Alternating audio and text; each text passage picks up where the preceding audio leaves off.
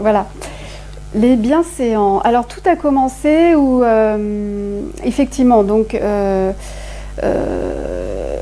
mon grand-père m'a préparé, m'a aidé enfin je veux dire à cette ouverture de conscience en fait. Là c'est un peu comme si ma conscience était s'ouvrait, hein. Là c'est vraiment un élargissement de conscience mais enfin total, enfin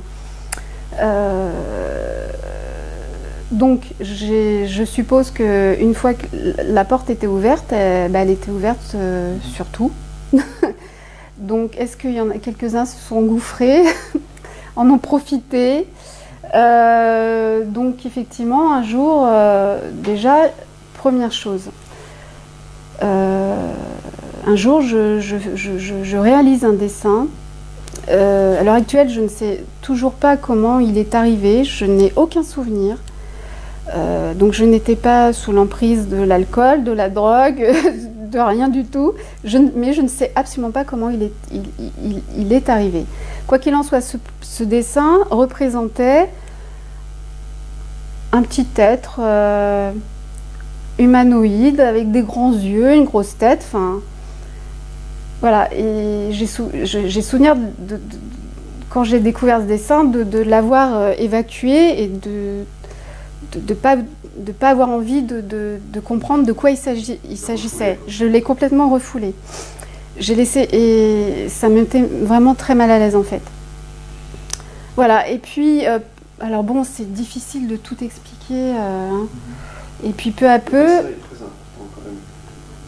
Tu l'as conservé ce dessin? Oui, mais oui, enfin... Oui. Bon, bien sûr que je l'ai conservé, puisque tout ce que je reçois... Parce qu'il n'est pas dans le livre. Non, je ne le mettrai pas dans le livre, ça pas de... C'est important quand même, parce que... Moi, j'ai cherché, pendant que je lisais, j'en ai déjà entendu parler. Oui, tu cherchais le dessin. Est-ce que tu avais déjà vu des représentations d'entités qui ressemblaient à ce que tu avais dessiné? Dans le cinéma ou dans télé? Ah ben, alors voilà, très bien de le dire, parce que comme j'expliquais, tout ce qui est... je n'avais pas de culture... ufologie. Ah ben mais je savais même pas que l'ufologie ça existait. Enfin, jamais je m'étais même posé la question. Et limite, c'est stupide, mais jamais je m'étais posé la question de notre place dans l'univers. Jamais j'avais observé le ciel, regardé le ciel, en me posant des questions, en me disant qu'est-ce qu'on peut y trouver. Non, tout ça était. Mais rien, je connaissais. Ah ben non, mais rien, de rien. Mais jamais. D'accord, ce dessin, il s'est imposé à toi. Il s'est imposé à moi, il s'est imposé à moi. C'est celui que tu as photographié. Oui, je sens. Mais avec mon autorisation. Avec mon autorisation. Est-ce que je pourrais le prendre en photo si tu l'as? Oui, alors on verra ça après. Okay. Non, mais je pense que c'est vraiment le fait. Ouais. Générateur de pas mal de choses et qui montre que, bon, à l'évidence, tu as été ça, contacté à ce moment-là. En tout cas, c'est la première chose qui... Voilà, c'est le premier événement troublant qui est apparu, voilà, par rapport à ces bienséants. Tu n'avais pas un rapport avec une vision que tu as eue la nuit, non, de quelque chose?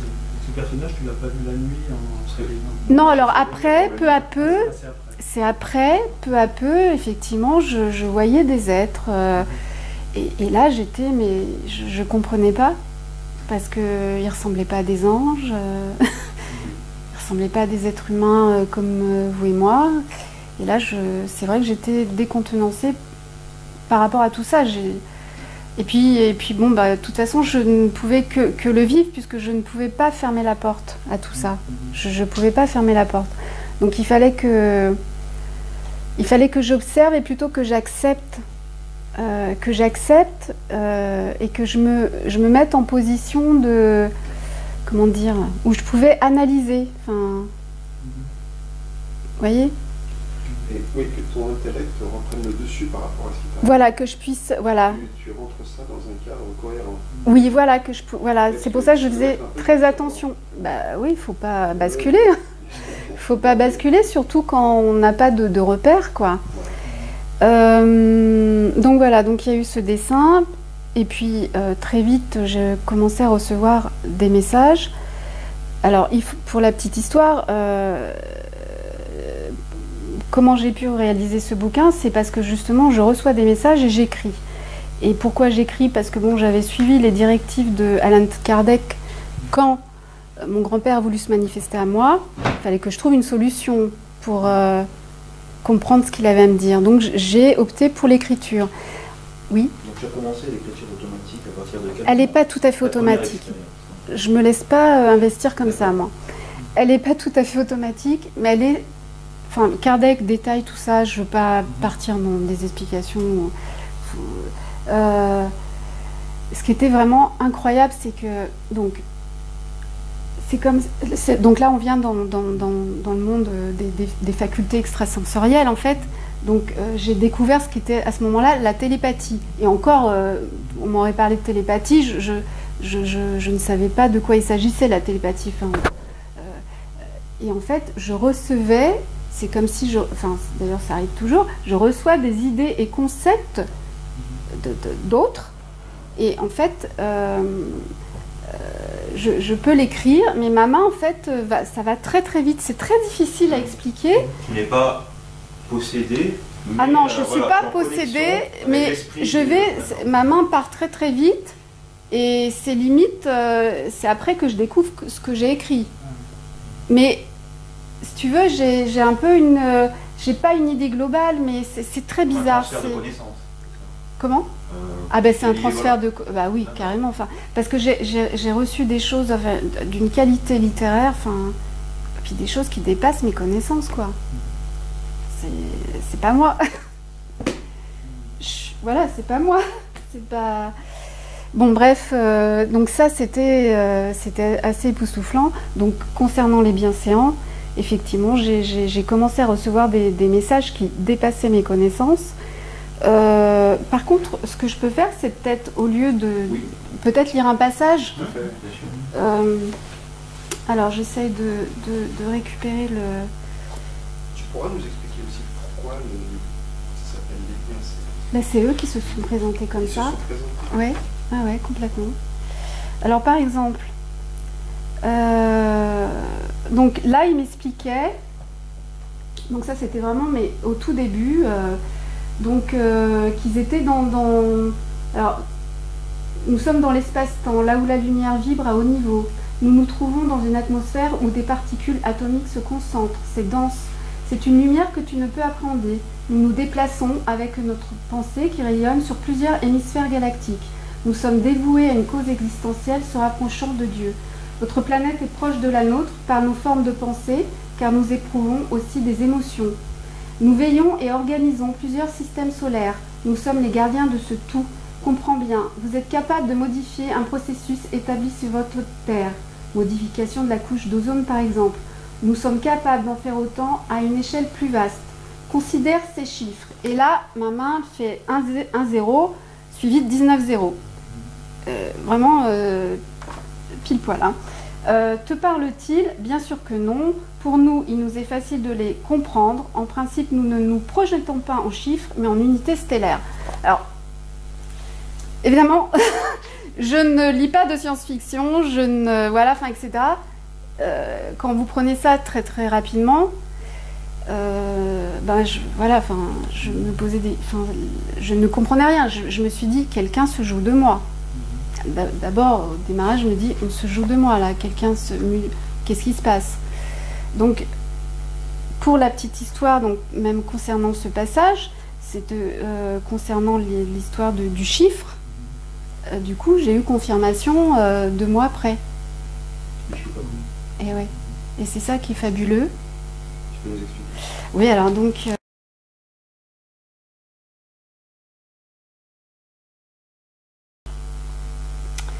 Et c'est 2 mois après, je tombe, mais d'une façon vraiment fortuite. J'ai plus de souvenirs. Pourquoi je suis tombée sur Mikio Kaku, je ne sais plus. Et je tombe sur une interview. Et lors de son interview, donc il parlait en fait du développement des civilisations extraterrestres. Alors selon Nicolas, je ne veux pas écorcher son nom, Kardashev, qui est en fait un astrophysicien russe, et qui en fait classifie les civilisations extraterrestres par type 1, type 2, type 3. Voilà. Et je tombe sur cette interview. Et bon, hormis que je trouvais ça qu'un scientifique de ce niveau-là, parce que bon, il est quand même professeur de physique à la chaire universitaire de New York. Enfin, c'est quelqu'un qui a pignon sur rue, il est reconnu, et qui parle comme ça des classifications extraterrestres. Enfin, j'ai trouvé ça assez formidable. Enfin, et je trouve qu'il est visionnaire, il a quelque chose, hein, Nicolascu. Et donc voilà, et la première fois, bon, il n'y a rien qui me... Enfin, hormis ça, je veux dire, j'ai pas percuté tout de suite, mais lorsque je l'ai fait écouter une deuxième fois à mon mari, c'est là où il y a eu un tilt. À savoir que, bon, bah là, il faut par contre que je suis obligée de relire le texte. Alors, il parle de la... Je ne vais pas tout refaire, il parle de la civilisation de type 1, il parle de la civilisation de type 2, et enfin, il parle de la civilisation de type 3. Donc il dit, là, ils sont capables, donc nos amis du ciel, d'utiliser la puissance de toute une galaxie. Donc elle serait donc 10 milliards de fois plus puissante que les civilisations de type 2. Donc elles ont colonisé des milliards de systèmes solaires et sont capables d'exploiter la puissance du trou noir au centre de leur galaxie. Elles se déplacent librement dans les méandres de la galaxie. Celle-ci aurait accès à l'énergie de Planck, niveau auquel il est possible de replier les temps comme un bretzel, de poinçonner un trou dans l'espace et d'émerger dans la 11e dimension. Donc l'énergie de Planck est l'ordre de 10 milliards d'électronvolts puissance 19, nombre qui défie l'entendement. Et là, donc 10 milliards... c'est 1, 19, 0. Et là, c'est l'énergie de Planck.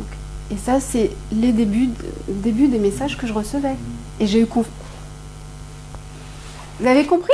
Complètement. Alors j'ai dit, bon, là, ils m'apprennent rien, puisque c'est déjà connu. Mais ils m'ont quand même mis sur une voie, enfin... Il y avait pile poil 19 0. Et je l'ai, mon cahier. Hein. Je veux dire, j'y vais très vite. Hein. Et j'ai comptabilisé, évidemment. Sinon, j'en parlerai pas. Je peux le prouver, c'est pas un problème. C'est des représentants j'en ai des frissons. d'une civilisation de type 3. C'est-à-dire ce sont des gens qui sont capables de voyager dans tous les systèmes solaires de la galaxie. Il me donnait d'emblée les débuts enfin, ce que j'ai reçu. Il me donnait déjà des indications. Scientifiques. Oui, enfin, voilà. Est-ce que tomber par hasard comme ça sur... Non, c'est pas du hasard, là. Non, moi, tout ça, je connais pas. Mais vraiment pas. Enfin, de toute façon, ça fait 15 ans que je vis avec mon mari. Je veux dire, il sait très bien où j'en suis.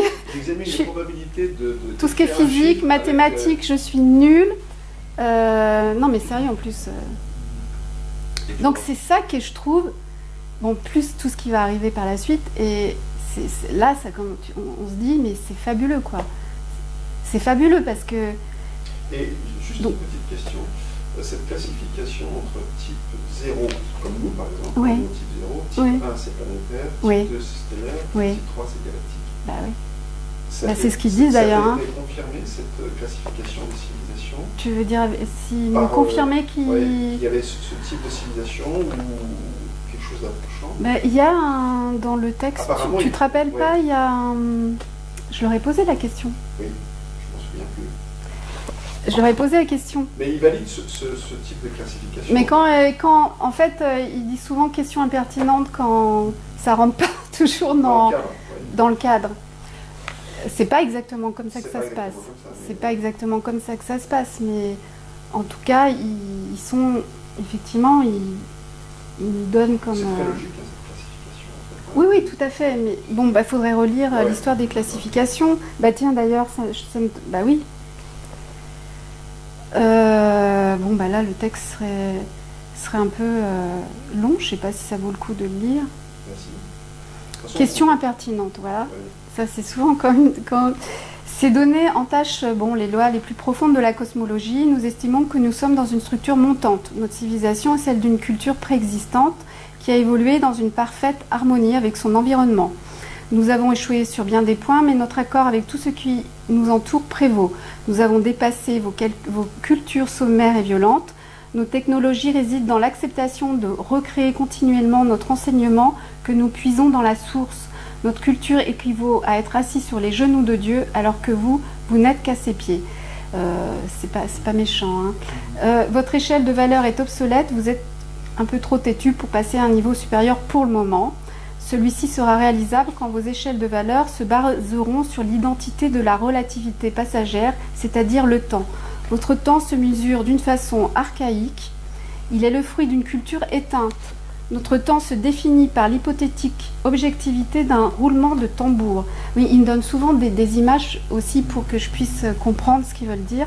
Le roulement de tambour annonce un début à quelque chose, il annonce un acte, un événement, il maintient en alerte. Notre temps est ce roulement de tambour. Nous ne sommes pas passés à l'acte, nous sommes dans l'hypothétique, dans un temps hypothétique.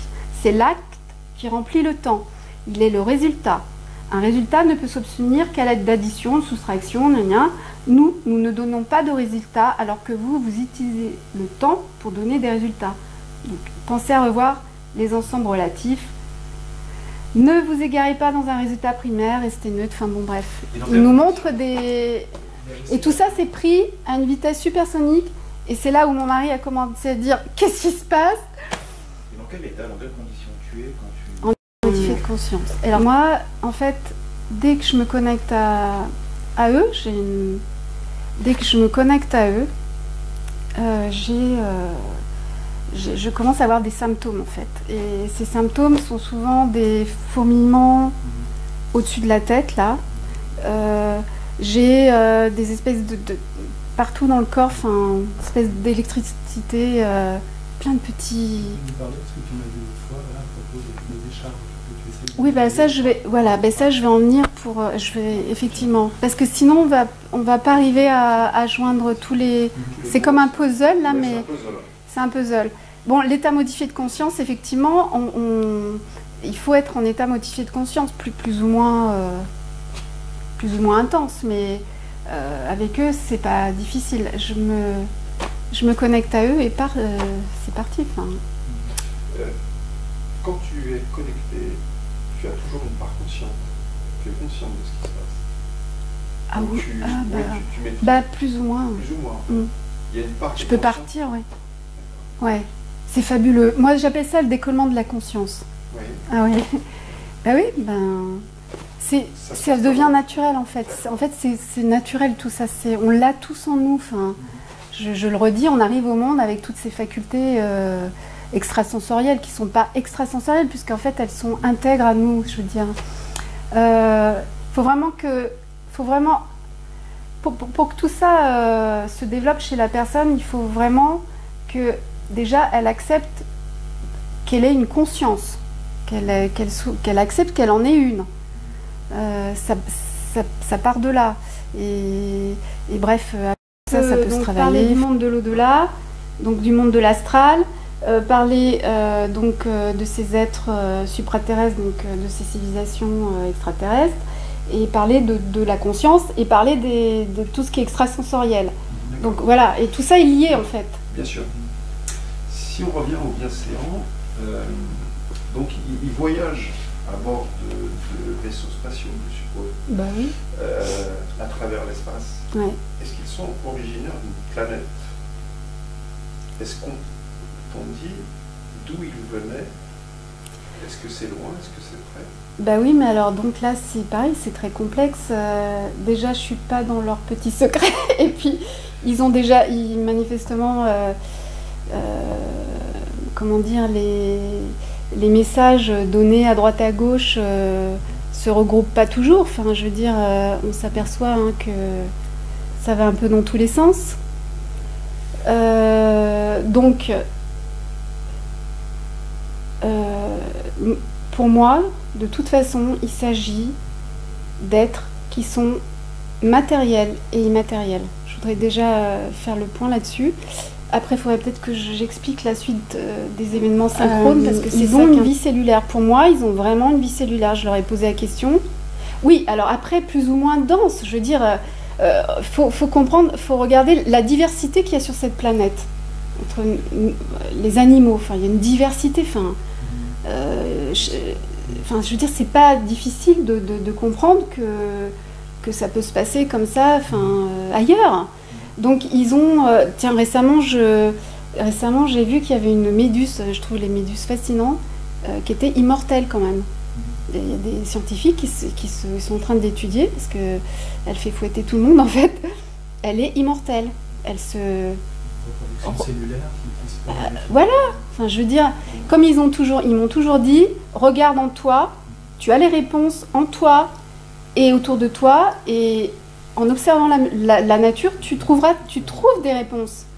On peut trouver nos réponses, voilà. Donc ça, c'est important.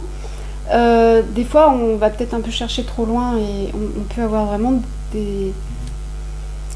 D'ailleurs, toutes les grandes inventions se sont faites par des observations faites dans la nature. Enfin, par exemple. Oui, bon, après, voilà.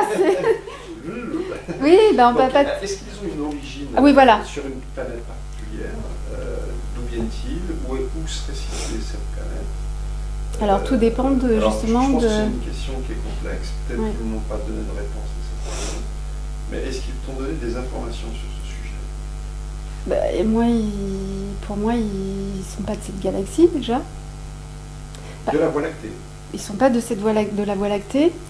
Bon, ce qu'il faut, parce que c'est d'une complexité, faudrait tout. Il faut pas donc mettre tous les œufs dans le même panier. Il n'y a pas nous et les extraterrestres. Ici, il y a nous et il y a des chiens, il y a des chats, il y a des dauphins. Bon, enfin, je sais pas si l'exemple est valable, mais et ce qui se passe dans le système solaire et cette galaxie, il n'y a pas qu'une civilisation qui existe. Il y en a beaucoup. Il y en a beaucoup, beaucoup, beaucoup. Alors, après, comprendre qui nous visite, pourquoi, comment, je sais pas, il faudrait des heures là pour pouvoir... En tout cas, concernant les bienséants, pour moi, de ce que j'ai reçu, ce sont des êtres, alors, donc, qui sont des êtres physiques, incarnés, matériels, et donc aussi immatériels, c'est-à-dire qu'ils ont la possibilité d'agir sur différents plans, dans différentes dimensions. C'est ça qui est important de comprendre là. Et c'est là où il est intéressant, je trouve, c'est mon analyse personnelle, oui. Où Olivier Chambon parle de mundus imaginalis, la oui. théorie d'Henri Corbin, oui. Où le monde imaginaire serait en quelque sorte un intermonde qui servirait de salle d'attente, oui. où ces entités qui habiteraient dans l'espace ou oui, dans d'autres galaxies se connecteraient dans cet intermonde bien sûr. pour communiquer avec nous. Bah, bien sûr. Parce qu'en fait, c'est un monde qui n'est accessible que par un état altéré de conscience. Voilà, c'est-à-dire que nous bon, en tant qu'être matériel, alors on est très dense, nous, hein, pour le coup, on est bien lourd, bien dense. On a quand même la possibilité de devenir immatériel. Donc on fait des sorties de corps, on fait tout ce qui est bilocation, enfin, etc. Enfin, tout ça, on est au démarrage de l'étude de tout ça, mais bref, on a différents corps. Bon, ce serait pas mal d'étudier d'ailleurs le corps second, parce que pour le moment, il reste encore tout à apprendre, bien que, par exemple, Robert Monroe, hein, qui est spécialiste des sorties de corps. Enfin, était à la fois matériel et immatériel. Pour moi, j'ai pas la vérité infuse, attention. Non, mais d'après ce qu'ils t'ont dit, forcément. Alors, d'après ce que j'ai reçu, voilà, alors c'est pas dans le bouquin là, parce que c'est plutôt dans le deuxième. Là, c'est intéressant de développer. Mais oui, ça c'est intéressant. Cette réalité, d'où viennent les bienséants, à quel niveau d'existence ils se situent. Ouais. Et bien donc, ce sont des êtres matériels qui ont une vie cellulaire, donc avec ce que cela implique. Hein. Ils n'ont pas du tout les mêmes besoins que nous. Voilà, après je voudrais pas non plus partir dans des... C'est-à-dire ils ont suivi la théorie de l'évolution. Ce ne sont pas des êtres spirituels qui débarquent d'une Bah, ils sont très spirituels, mais... Si aujourd'hui on se comportait de manière plus convenable, plus sage, en atteignant un certain degré technologique, peut-être un jour ce type de civilisation, être comme eux. Bah, complètement. C'est ça qui est important d'expliquer au public, parce que parfois, je pense que... Bah, c'est vrai que ça me semble abstrait, hein, je crois que... Comment font-ils pour être à la fois matériel et immatériel? Et comment on fait, nous, pour être matériel et immatériel? Nous, on est matériel, donc... et on est immatériel aussi. On est une conscience immatérielle qui est incarnée dans un corps matériel. Voilà, on est... Mais eux, j'ai l'impression qu'ils sont capables, à volonté, de passer d'un plan tu as raison. Ah, mais complètement. Et c'est ça qui est fascinant. Attendre la mort, ou alors des expériences un peu extraordinaires. Voilà. Mais eux, ils le font. Et volontairement. Exactement. Ils passent d'un plan à un autre. Ils peuvent aller dans le monde, par exemple. Ils peuvent très bien avoir accès au plan astral. Enfin, ils se promènent dans le plan astral comme ils veulent. Ils ont vraiment accès à différents plans. De ce que j'ai compris, c'est que, admettons que leur corps physique, on va dire matériel, se trouve là, ils ont la possibilité un peu de se dédoubler, et de faire vivre ces différents corps, on va dire, sans en être déconnectés.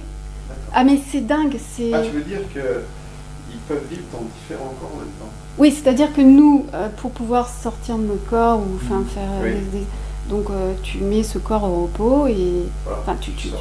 Voilà, sauf pour la bilocation d'ailleurs. C'est ça, hein, parce que ça, ils sont capables de prendre plusieurs corps. Ben oui, voilà. C'est ce qu'on m'a expliqué. Est-ce que je peux citer ce que tu m'as dit l'autre fois, justement, à propos de leur... Attention, André. On en parle entre nous. À propos de leurs besoins, tu m'as dit que ces êtres-là, justement, tu les situes comme des êtres de lumière, et justement, ils se nourrissent de lumière. Oui, alors voilà, ils n'ont pas de besoin, disons, matériel ou physique à apporter à leur organisme. Non, ils ne mettent pas de la matière dans une bouche. Voilà. Non, attention, voilà, ce que je veux expliquer, c'est que, attention, faut pas faire faut pas tout comparer à nous en permanence, quoi. Je veux dire, on n'est pas le centre de l'univers, et on n'est pas le seul moyen d'exister.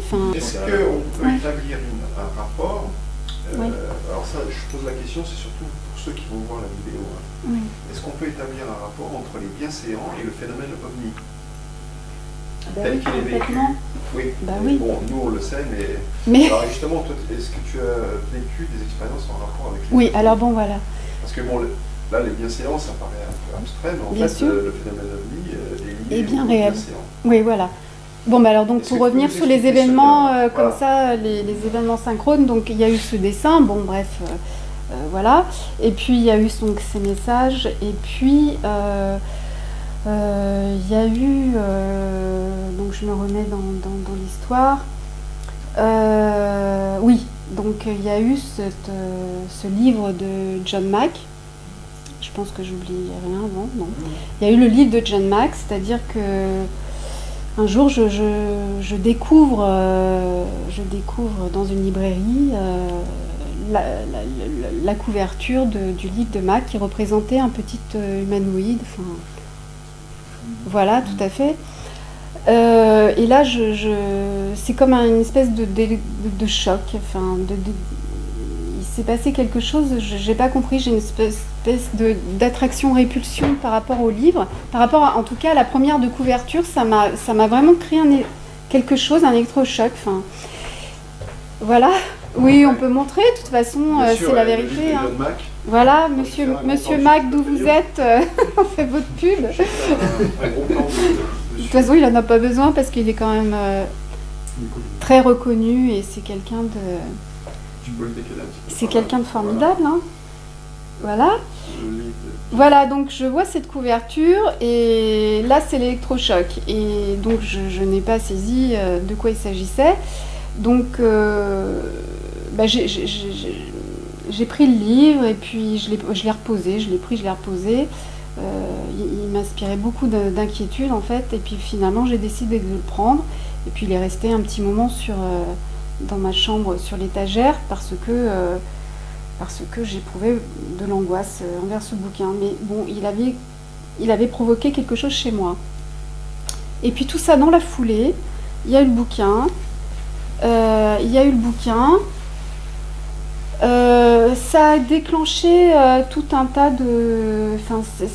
Là, j'ai commencé à me poser des questions. Je me suis dit vraiment à qui j'avais affaire. Je ne comprenais pas. Et puis,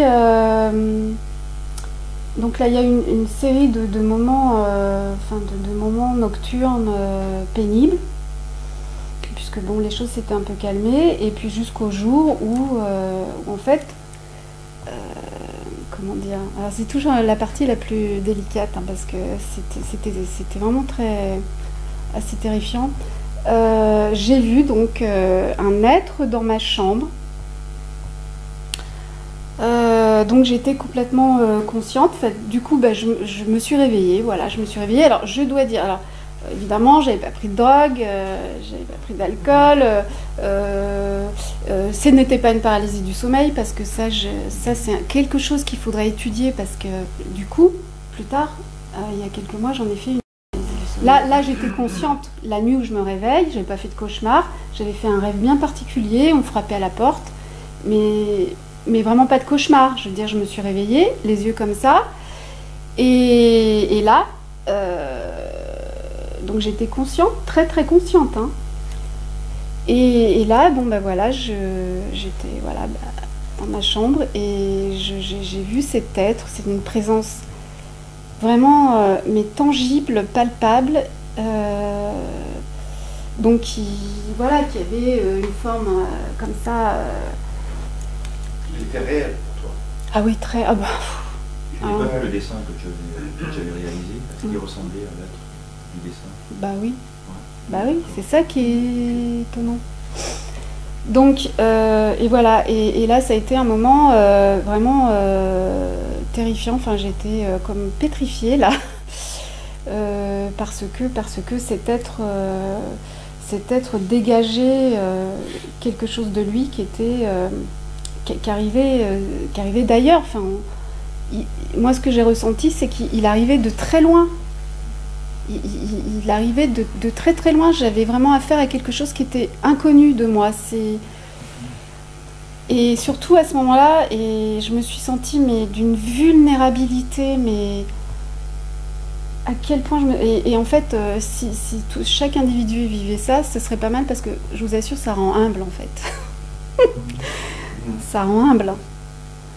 Il y avait une puissance, une force, c'est vraiment l'inconnu. Je peux même pas l'exprimer. Il arrivait d'un monde que je connais pas, que je connais pas dans le sens,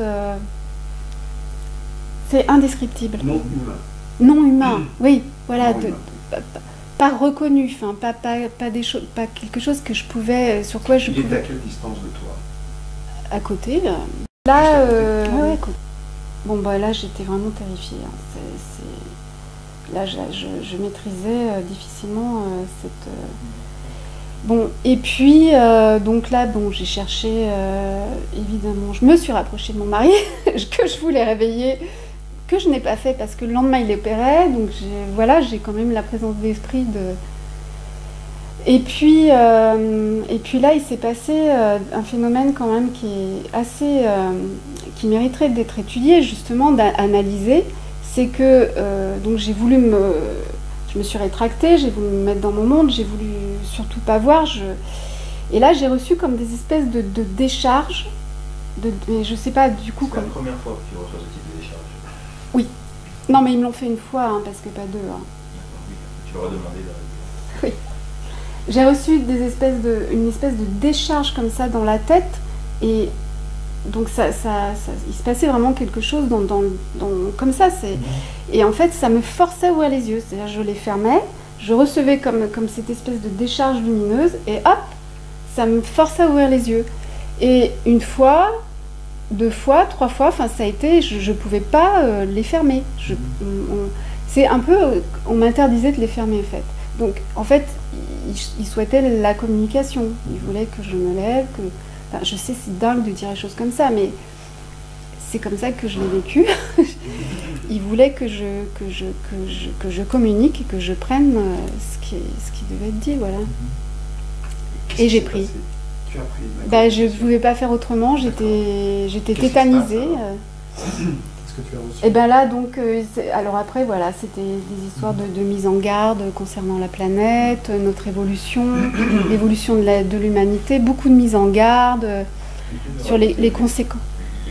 Il y a une fameuse expérience où tu es sorti de ton corps, où tu as eu la vision d'un homme aux États-Unis qui était impliqué dans le trafic d'uranium. Ben ça, c'était dans les nuits, après parce qu'il y a eu plusieurs nuits comme ça, où en fait, j'étais en communication avec eux d'une façon très intense, et où en fait, effectivement, ils m'envoyaient des informations de toutes parts, donc effectivement, où alors j'ai reçu des choses d'ordre politique, alors moi qui m'intéresse absolument pas à la politique, mais donc je précise que je me suis fermée aux médias depuis de très nombreuses années, mais vraiment fermée, hein.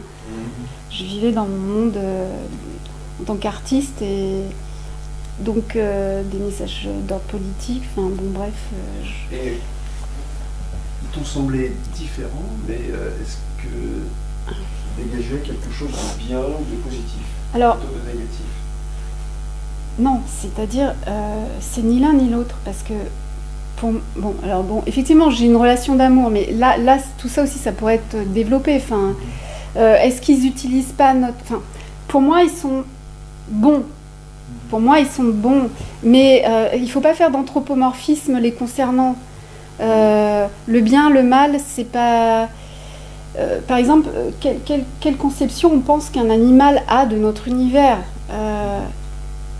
Vous voyez, c'est difficile de se mettre à leur niveau. Ouais, nous, on raisonne en dualité, voilà, la dualité, le bien, le mal. C'est pas faux non plus de leur côté, mais c'est tellement plus complexe, plus politique, écologique. Voilà. Donc on fait pas gaffe à la planète. Voilà, politique, faut bouger les dirigeants, allez hop, tout le monde debout. Moi je rigole maintenant, mais je ne rigolais pas du tout sur le coup. C'est à cette période-là où j'ai été voir Olivier Chambon. Parce que là, je rigolais pas du tout. J'ai dit, si je vis ça toutes les nuits, là, je tiendrai pas le choc nerveusement. C'est pour ça que j'ai été voir Olivier. J'ai dit, il faut que j'arrive à bloquer quelque chose là. Parce que nerveusement, on peut pas être réveillé toutes les nuits comme ça. Hein, donc, il faut que je bloque. Et du coup, ça s'est fait... j'ai compris que je pouvais avoir un échange avec eux.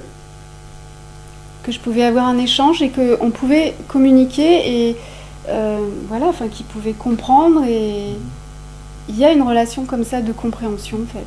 Et donc la connexion, à chaque fois, tu l'identifiais, tu savais que c'était eux.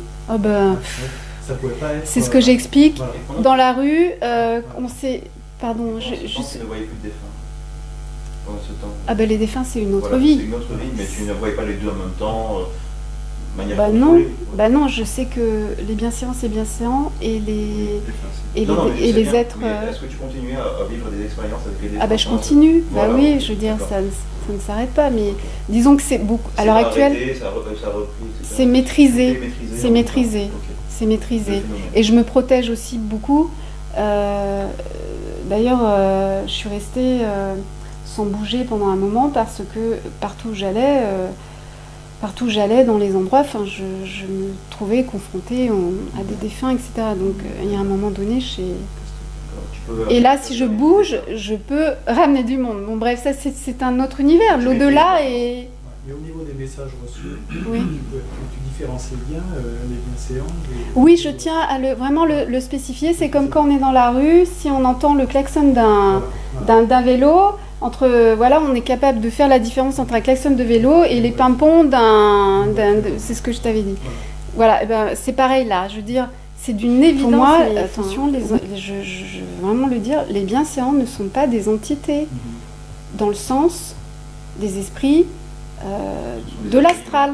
Non, c'est des êtres... Ce sont des êtres qui biologiques et qui sont capables comment dire, ils ont des... Enfin, faut imaginer qu'ils maîtrisent une technologie et ils peuvent faire des sorties de corps en veux-tu, en voilà, enfin, ils ont des facultés psy surdéveloppées, enfin, par rapport à nous, évidemment, faut tout mettre puissance, je sais pas combien, enfin... Donc, pourquoi ils ne contactaient pas les dirigeants de la planète? Mais ils les contactent. Voilà, sauf que eux ne les écoutaient pas. Non, ils n'écoutent rien. Voilà, ils écoutent qui d'ailleurs? Cette partie, voilà, parce qu'elle est super intéressante. Beaucoup de gens se posent la question. Pourquoi on contacte des personnes lambda au sujet de l'écologie de la planète et pas les dirigeants de ce monde? Alors, ils contactent complètement les dirigeants de ce monde. Hein. Alors, moi, j'ai pas de preuves à apporter s'il y a eu des contacts directs de façon matérielle, corps à corps, si je veux dire. Hein, mais de toute façon, en tout cas, c'est sûr que dans les psychismes, ils agissent, mais ça, c'est... Regardez, nous, ce qui est en train de se passer. Regardez l'énergie qu'on est en train de mettre pour faire connaître leur existence. Eh bien, bravo, ils y arrivent. Hein. Comme ça, vous voyez ce que je veux dire? Je travaille pour ok, je veux dire, il se passe quand même quelque chose. Oui, ils sont très doués. Ils sont très doués. Alors, tu penses bien qu'au niveau des dirigeants, bon, après, il y en a qui ont... Bon, les têtes dures, c'est plutôt les militaires. Ils disent qu'ils appellent les militaires les têtes dures. C'est pas méchant, hein, mais... Ils n'ont pas tort. Ils n'ont pas tort. Mais bon, donc ils sont déjà, en tout cas, ce qui est une chose qui est certaine, ils agissent dans les psychismes, ça c'est évident. Après, les contacts, moi j'ai pas de preuves, je vais pas non plus partir dans des spéculations, enfin, faut pas non plus, enfin, je peux pas dire, faut quand même parler de choses qui sont... C'est-à-dire que, si je comprends bien, non seulement ils nous alertent, ah ben ça c'est... Ah, ils nous alertent. Mais en même temps, oui. Ils nous donnent les moyens de pouvoir agir. Oui. En sélectionnant des individus, en oui. donnant des idées. Oui, bien sûr, ils sélectionnent des individus. Peut-être qu'ils forment des groupes, je ne sais pas. Oui. Est-ce qu'ils choisissent des personnes comme toi, par exemple? Oui. Parce que tu as un canal. Hein. Alors là, oui, d'accord, mais est-ce que c'est la poule qui fait l'œuf ou l'œuf qui fait la poule? C'est-à-dire dans le choix, est-ce qu'ils choisissent? Est-ce que c'est moi qui ai choisi? Parce oui, que... alors, après... Non, en fait, dans le sans choisir, parce que moi, ce qu'ils m'ont expliqué, c'est que... Bon, là, après, le terme de gens élus, pas élus, ça, c'est pas... Faut pas utiliser ce mot-là parce que c'est nul, quoi. Tout le monde n'a pas la capacité d'être récepteur, en fait. Voilà, que... c'est ça qui importe, c'est ça qu'il faudrait développer, c'est pourquoi certains individus réceptionnent, voilà. Alors est-ce que, mais là je dis, est-ce que c'est la poule qui fait l'œuf ou l'œuf qui fait la poule? C'est que donc par rapport aux événements que j'ai vécus, est-ce que c'est eux qui m'ont donc aussi aidé à pouvoir recevoir? Ou est-ce que j'avais déjà, ou les deux, il y a quand même la fameuse constance, les fameuses constantes qu'on retrouve à chaque fois chez nos témoins, oui. À politique, à religion, oui. artistes, romanciers. Oui. Donc des gens avec une sensibilité à fleur de peau. Monde matérialiste, voilà, oui. Capitaliste. On est d'accord. Plus porté sur la nature, oui. L'amour. Alors c'est vous, en tant qu'enquêteur, qui remarquez tout ça. Est... Mais effectivement, parce que je pense que effectivement, bon, peut-être que les artistes, etc., ont une sensibilité, on va dire, plus développée, on va dire. Et puis peut-être qu'on est moins formaté, enfin pour les gens qui sont moins formatés, moins conditionnés. Je pense que c'est déjà ça. Moi je suis pas quelqu'un de... En fait, tout ce que je vis maintenant, et je leur dis merci à tous, c'est que j'ai l'impression d'être moi, d'être enfin moi. Je comprends même, je commence à comprendre pourquoi j'étais comme ça enfant, pourquoi j'étais comme ça ado. Enfin, j'ai vraiment l'impression que tout ça est très naturel en fait. Et on est en train de le découvrir, le plan. On le découvre, le plan. Ouais. Oui, ah bah oui, on est en pleine période d'adaptation. D'accord. Peu à peu, ils nous adaptent à leur présence. Si les observations sont là pour ça, enfin, on a compris. Comme si on suivait un apprentissage. Oui, bah oui, hein, c'est une forme de... Ah, c'est pour notre évolution, quoi. Donc, ils nous apprennent quelque chose? Bah, en tout cas, ils essayent, hein, parce que... Ils nous indiquent une direction. À prendre après, il y a toujours un livre. C'est un peu comme des petits... Oui, oui. Ah bah bien sûr. Voilà. Ah bah carrément. Donc, mais on est un peu au stade de la couche culotte quand même, hein, je veux dire, là... Oui. Et comme tu le dis aussi, ils ont un devoir de non-ingérence. Exactement, exactement. Tu expliques dans le livre que parmi eux, il y aurait des rebelles. certains qui ne respecteraient pas une certaine éthique par rapport aux rencontres approchées, oui. qui serait un peu trop brutal. Oui, oui. Et donc qui expliquerait aussi certains cas aux États-Unis. Un peu violent. Voilà, un peu violent. Parce que tout ça n'est pas, pour ce que j'ai compris, c'est pas voulu. Ils n'ont pas le temps. Etc. Oui, mais parce qu'en fait, quand ils... Bon, alors après, les abductions, c'est tout un programme. Hein. Donc en fait, quand ils agissent, là, ils ont très peu de temps. Il faut qu'ils agissent vite, en fait, de ce que j'ai compris. Il faut qu'ils agissent vite par rapport à la personne, que ça soit matériel, parce que des fois, la personne, donc, elle est alors abductée, j'aime pas ce mot, enlevée non plus, je sais pas comment on peut dire, mais elle est... Ravie, approchée. Elle est ravie, très beau. Comme les mystiques. Voilà, elle est ravie, voilà. Alors elle est ravie, je sais pas si elle est vraiment ravie dans l'absolu, mais en tout cas, voilà. Et donc en fait, que ça soit comme ça ou en sortie de corps, parce que donc ils bossent ils travaillent sur les sorties de corps, sur les gens, enfin, ça je pourrais en parler après, parce que c'est là où ça, on pourrait comprendre certaines expériences, voilà, exactement. Et donc là, il faut qu'ils aillent manifestement rapidement, il faut qu'ils agissent très vite sur la personne. Il y a des fois, voilà, alors est-ce que... parce qu'ils ont des effectifs en fait. C'est pareil, il faut mettre des mots et ils sont nuls parfois les mots. Parce qu'il y a une hiérarchie. Chez eux, il y a une hiérarchie. Enfin.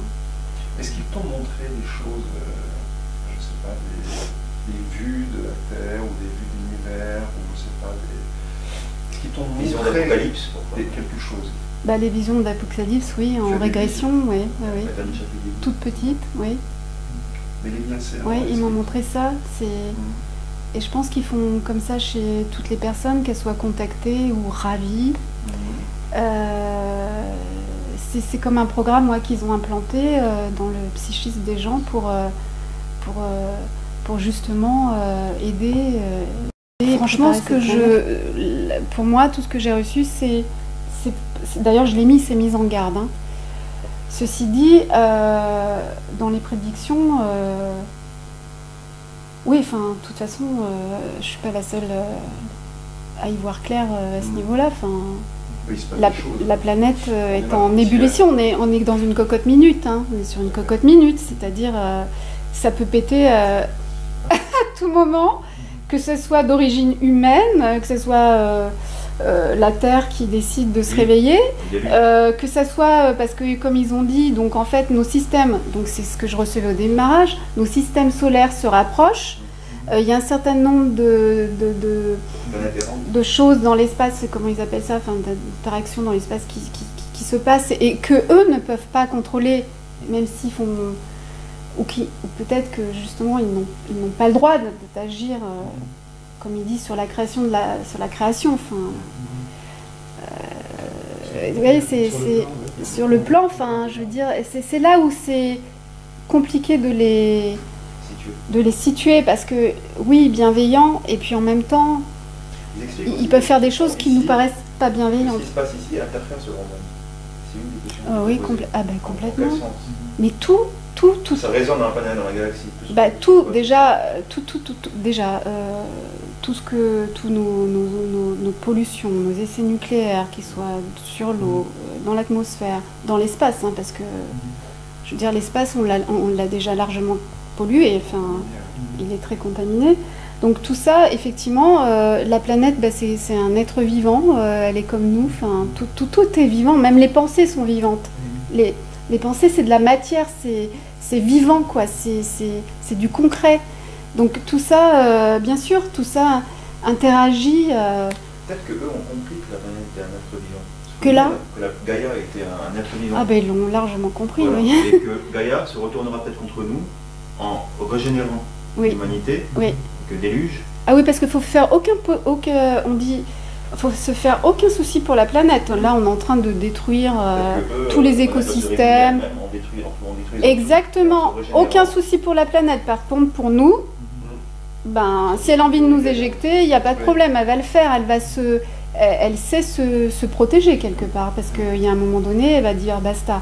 Mais c'est ce qui est en train de se passer, peu à peu. Mais Mais pas que, je crois que vraiment l'humanité, elle est vraiment, on sait, en transition, il y a suffisamment de personnes aussi qui en parlent, en mutation, et que en fait, c'est que comme si tout arrivait en même temps, en fait. Notre désordre, le désordre qu'on sème sur cette planète, le fait que que effectivement elle est en train de bouger parce que bon, bah, c'est le moment que voilà, c'est son moment, le fait aussi qu'il y ait dans l'espace qui se crée, donc il y a des réactions comme ça tout est en train de se faire, je crois. Je vais vous poser une question. Oui. Est-ce que la communication se fait dans un sens, c'est-à-dire que tu reçois des messages d'eux? Est-ce que nous on peut leur transmettre des messages? Bah, oui, parce que alors ils sont doués de télépathie, puissance. Si par exemple on leur demande quelque chose par ton moi je vais même aller plus loin après. Oui. D'accord. Si par exemple là maintenant on formule un message. Oui, mais là bon. Oui. Non mais pour plus tard. Oui. Est-ce qu'ils le recevront? Est-ce qu'ils en tiendront compte? Est-ce qu'ils pourront nous répondre? Bah bien sûr. D'accord. Bah, on peut poser plein de questions. Si c'est pas question impertinente, ça va. Ceux qui vont écouter la vidéo comprennent que en fait ça peut fonctionner dans les deux sens. Ah bah évidemment. C'est évident pour toi, mais oui, bon, d'accord. Est-ce qu'on peut apprendre à communiquer avec eux? Bah voilà. Oui, mais après faut comprendre le système de la télépathie. C'est-à-dire que quelqu'un de non initié, en suivant par exemple des conseils. Alors là, moi je serais très mauvais prof, je pense. Moi, ton élévation, il dit, commencera par ton acceptation. Donc si on prend conscience déjà qu'on a une conscience, ça peut aider les personnes à ouvrir tout ça, à ouvrir toutes ces portes. Et puis, bon, là, après, on est dans les facultés psy, donc, étant donné qu'on a tout ça en nous, après, on va pas revenir, il y a des gens doués en musique, moins, d'autres qui travaillent et qui deviennent doués, enfin, donc là, c'est pareil, on peut développer, s'ouvrir. Sur l'extrasensoriel, il y a de plus en plus de scientifiques qui s'intéressent à tout ça, donc effectivement, dont Russell Targ, qui est un physicien de renommée internationale et qui a travaillé dans la recherche et l'étude de tout ce qui est vision. Bon, oui, beaucoup la vision à distance, qui en fait, la vision à distance, c'est de la clairvoyance en fait. C'est seulement, pour pas que ça soit connoté Madame Irma, vision à distance, ça fait remote viewing, ça fait plus, tu vois, plus tendance, mais bon, bref, c'est de la clairvoyance. Oui, donc il a travaillé il fait des recherches sur des dizaines d'années, et puis bon, bah, il y a eu des expériences scientifiques, c'est prouvé, vérifiable. Oui, notre conscience, elle est non locale, elle est pas dans le cerveau. Donc, mais par contre, bon, là, c'est tellement touffu aussi. Parce que pour moi, je fais la différence entre la conscience et les facultés psy, même si c'est relié. Donc notre conscience, elle est non locale, c'est-à-dire notre corps est juste ben, c'est un locataire, quoi. Oui, voilà, tout à fait. Oui, enfin bon, bref, notre conscience, tac tac, elle a choisi ce corps momentanément, bref, on fait ce qu'on a à faire avec et on repart. Et en fait, les facultés psy, alors moi je les différencie de la conscience en fait. Donc les facultés psy, donc tout ce qui est télépathie, clairvoyance, précognition, vision à distance, la guérison. J'ai lu il n'y a pas très longtemps un livre de Rick Strassman, donc un psychiatre, professeur de psychiatrie. Il a fait des recherches sur tout ce qui était drogue psychédélique.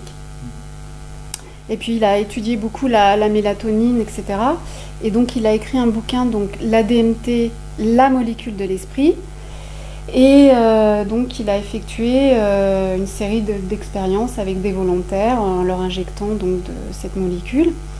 Et puis peu à peu, il a découvert que dans ces volontaires, il y avait beaucoup de gens qui parlaient d'entités et d'enlèvement, et d'abduction, etc.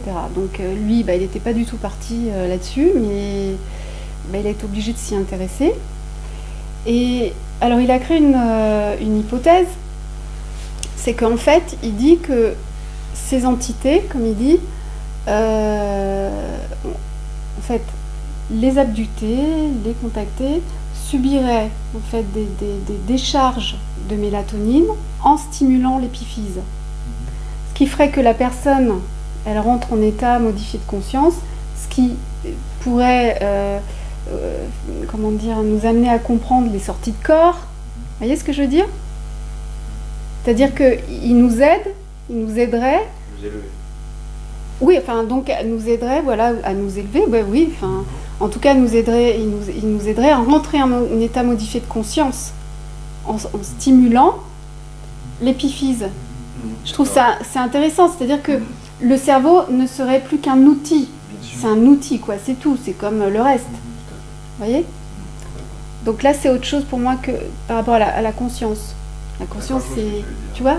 Oui, complètement. Voilà. Donc les états modifiés de conscience. Donc eux, ils sont capables d'agir sur ton cerveau, évidemment, sur ta conscience, évidemment, et d'utiliser tes outils pour te faire rentrer en état modifié. Lorsque tu reçois des décharges électriques, en fait, ça serait ciblé sur ton épiphyse. Moi, j'ai compris ça par rapport à mes décharges. Après, c'est ce que j'ai plus ou moins... Ça permet de rentrer dans un autre état de conscience. Et du coup,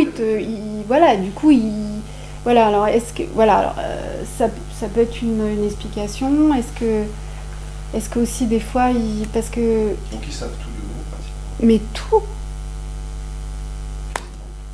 Pour moi, je vais aller plus loin. Pour moi, ils savent exactement le nombre de consciences qu'il y a sur cette planète. Ils savent précisément qui vient, qui part. Pour moi, ils ont accès au plan astral. Ils savent précisément qui il y a dans le plan astral, etc. C'est ce que je dis. C'est des êtres qui ont accès à plein de dimensions et qui connaissent, j'allais dire, chaque individu de cette planète.